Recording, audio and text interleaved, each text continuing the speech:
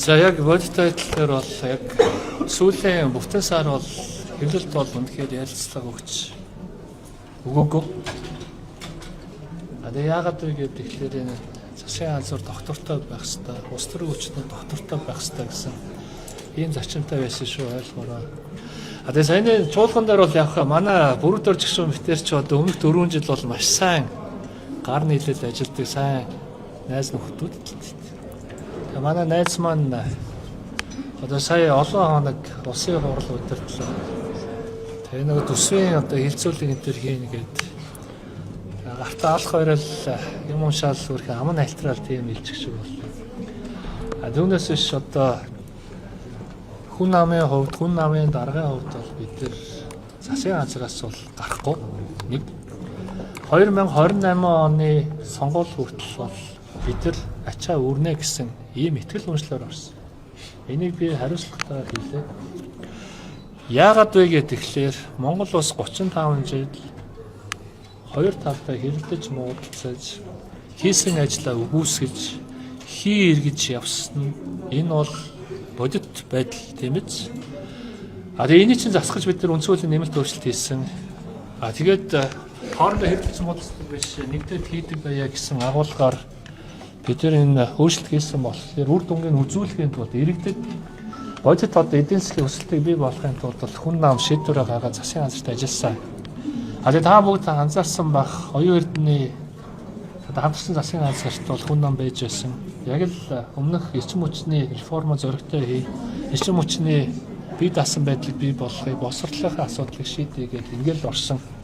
Одоо өнөөдөр хамтарсан засгийн газар байна 3 намын төлөөлөлтөй Зандан шатрын засгийн газар байна. Бид нар бас ажиллаа хийгээл юм.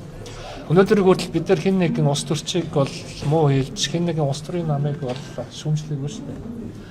Одоо тохиолбол маш олон хүмүүс асуугаад байгаа ардын нам ингээ хоёр хуваагдаад хоорондоо муудалцаад яагаад хүн нам байр суурийг илэрхийлэхгүй байгаа юм бэ? Бидний байр суурь бол нэг л байсан. Улс төрийн институцийн хувьд бол 100 жилийн түүхтэй байдаг. Хүн нам Монгол ардын нам бол хариуцлагатай байгаад нэгдэж нэгтрээд ачаагаа өрөөд явах зүйтэй гэсэн юм байр суурьтай байсан. Аль нэг талд нь ороод энэ нь зөв, энэ нь буруу гэсэн юм байр суурь огт илэрхийлээгөө. Яг энэ өмнөхөн бас л манай ардсан нам бас 2 хуваагдаад явжсэн. Бид нар аль нэг талд нь бас орж байгаагүй. Бид нар 16-аас 2000 онд бас 2 хуваагдаад явжсэн. Зовлонгийн мэддэг, дээд шүүхтэр очоод буцаагддаг. Тэр зовлон мэддэг болохоор Монгол улс ардсан улс байя гэх юм бол улс төрийн намууд нь төлөвшөх ёстой, бүтэн байх ёстой, нэг даргатай байх ёстой, нэг тамгатай байх ёстой, нэг удирдлагатай байгаа. Дарчлахаа төлөө бас үйл ажиллагаа явуулахын төлөө ийм төлөвшсөн улс төрийн институт байж парламентын зах зээл ардчилсан бол хөгжин. Үүгээрээ бид нар арчлаа хамгаална. Одоо ганцхан асуудал байгаа. Яагаад бид нар ингэж засгийн газарт ингэ байгаад байна гэхлээр эрх мэдээ санал судалтай биш шүү дээ. Нэг тийм айхтар хүсэж байх ажил бас биш шүү дээ. Хамгийн гол нь юу вэ гэхлээр монголчууд ингэж арчилсан ус мөн байна. А тэгсэн мөртлөө ажил хийдэг ус байна уу гэхлээр ажил хийдэг ус биш байна. Ажил хийж чадахгүй байна. Ажлын ард гарч чадахгүй байна. Гадна дотнд ярьсан юм худлаа яриад байна. Үр дүн гарахгүй байна. Өчтөө нөгөө том төслүүдэд босгож шүдээ зугаад ингээд шүүмжлүүлээд хэлсэн хамаагүй. Одоо намайг ч бол маш их шүүмжлэлтэй шүү дээ одоо. Царайчснаас ахуулаад энэ дээрээ хамаагүй шүүмжлэг. Улс төрчин гэдэг бол гал бариад улс орны эрх ашиг байсан ч гэсэн тухайн үед иргэдэнд ингээд дургуутсаж буруу ойлголттой байгаа шүүмжсэн ч байлаа гэсэн шүдээ зугаад популизмээс өрөөд ард нь гардаг ийм улс төрийн хүчнүүд хэрэгтэй юм. А тэгээд ард түмэн таалагдахын тулд ингээд сонгуул болохоор ингээд хамтарч явсан засгийн газраа ингээд хайж гараад тэгээ ингээд шүүмжлэл явдаг ийм улс төрийг бид нар цэглэе гэж байгаа. Тийм болохоор хийсэн ажиллаараа бид нар сонгуульд ордог байя. Түүнээс бид нар хийх ажлаа ярьж биш. Хэн нэгнийг шүүмжилж биш. Хэн нэгнийг харлуулж биш. Эсвэргээрээ одоо бүгдээрээ арчилсан ийм улс байна. Тэгвэл энэ чинь алдагдах байгаа юм нь юу вэ гэхээр эдийн засгийн бодлого нь буруу шүү дээ. Эвлэж нийлээд бид нар том төслүүдэд явуулж чадахгүй дандаа буцаагаал гацаагаал ингээд явхлаар чинь хүмүүсийн догоон дотор байдаг нэг ядуу хэрүүлсэн ус чаа хэвээр үлдчихэд байгаа байхгүй. Тэгвэл хүн нам өнөөдөр ямар шийдвэр гараад явж байгаа юм бэ гэхээр бид нар одоо нэг хэрүүл хийдэг нэг хэсэг биш ээ. Ачаа өрөөд хийдэг байя гэдэг энэ агуулгаараа бид нар засгийн газарт бол ажиллана. Ачаа өөрнө.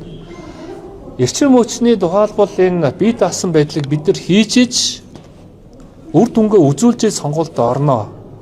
Энийгээ бол хийн гэж байгаа. Эрчим хүчний төслүүд чи явж иж дараа нь том төслүүд чи явна. Одоо ингээд яриад байгаа том гой төслүүд байна шүү дээ. Төмөр замын төслүүд ч байдаг юм уу? Баяжуулах үйлдвэрийн төслүүд ч байдаг юм уу? Мөн үү? Энэ төслүүд ч өнөөдөр эрчим хүч байхгүй болохоор явж чадахгүй байгаа. Бодитойгоор Монгол улсын эрчим хүчний хэрэглээ 4 гигаватт өнөөдөр байгаа. Гэтэл бид нар дөнгөж 1.8-ны одоо нийлүүлж байгаа байхгүй. Тэгээ гаднаас нодон жил 22% авдаг байсан бол импортоор одоо 25% болчихлоо шүү дээ. Тэгээ цаашаа өсөх гээд байна шүү дээ. Тэгвэл бид нар 2028-аас 2030 он гэхэд 100% бие даадаг ийм хараатвас бие даасан энэ системийг хий. Энүүгээрээ бид нар сонголтоо оръё. Энэ хүртлээр бид нар бол хэрвээ хамтарч байгаа тал маань л дургуцахгүй бол бид нар бол ингээд ихтгэл унаачлагаар ажиллаа хийнэ. Шүүмжлүүлсэн ч байлаа гэсэн шүдээ сууж байгаад бид нар ард нь гарахгүй бол Монгол улс юм хэрүүл хийдэг улс 35 жил байсан ажил явдаггүй, бие бинийгээ хулгайчаар дууддаг, бие бинийгээ шүүмжилдэг. Би 4 жил улсын хурлын гишүүн байхдаа хамгийн шүүмжилдэг байсан шүү дээ. Яг бодит байдлаар би одоо ингэ бодоод байгаа. Магадгүй ингээд шүүмжилсний үр дүн гарсан уу гэдэг тэгэхээр олон мэдээлэл ил болсон. Хөгжлийн банкны сонсгол гэхэд энэ чинь хэн анх ингээд баланкин дээр шахаж шаардаж хий гэсэн. 2 сар шаардсны эцэст төр ороо байгуулсан их хоёр гэдэг хүн дарга тэгэл байжуудын суугаал явсан. Нүүрсний сонсгол хэн бас шаардсан. Тухайн үед 3 нам байсан. Тэгээд би хүн намын төлөөллийн хувьд оптик гэрээгээ ил болгоо. За одоо энэ уулзалтыг хийе. Гадаа эргэж ахсаж яхад мөн л адилхан хамгийн шахаж шаардж төр ороо дахиад байгуулагдсан шүү дээ. Тийм биз? Мэдээж ганцхан хүнтэй хүн нам бол тухайн үед бүх ороог ингээд удирдах явах ямар ч боломжгүй байсан. Гэхдээ л ингээд ногоо автобусны хэрэг Монголын дүүгэнд гарсан 3 том асуудал хулгайг бол гаргаж ирсэн тухайн үед бол хүн нам байдаг. Энэ бол факт бодит үнэн. Гэхдээ бид нэг хулгай гаргаж ирээл хөгжөд байдаг юм уу гэхээр хөгжихгүй байна шүү. Тэгвэл хулгайтай хэн хариуцлага тооцох хэвээр. Хууль ёсны байгууллага хариуцлага тооц. Засгийн газар юу хийх хэвээр. Засгийн газар ажиллаа хийх хэвээр. Тийм биз дээ. Тэгвэл ингээд хүн нам өнөөдөр ингээд ажиллаа хийгээд явж байна.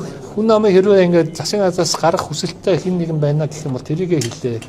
Түүнээс ч хүн намын дараагийн үед бол би энэ үгнээс бол буцахгүй. Яаж ч одоо шүүмжлүүлж бол болно. Мэдээж ажил хийж байгаа хүмүүс алдаа бол гаргалгүй л явах. Гэхдээ ямар ч байсан энэ 2028 он хүртэл бид нар бол тууштай ажиллана. Үр дүн гаргана. Тэгээд дүнгээ бол ирэг дээрээ тавиулна эрдүүлэлт ир. Танай намын их хурлаа